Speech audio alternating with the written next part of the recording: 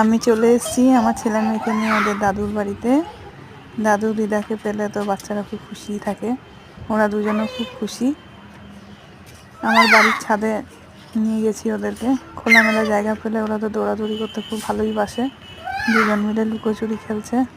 আর দেখো আমার ছেলের পিছনে অবস্থা, পড়ে গিয়ে প্যান্ট নোংরা, ছাদে নিয়ে আসাই মুশকিল, কিন্তু উপায়ও নেই। শীতকালে তো একটু রোদ না পেলে ভালো লাগে না, এই দুজনকেই ছাদে নিয়ে এসেছি।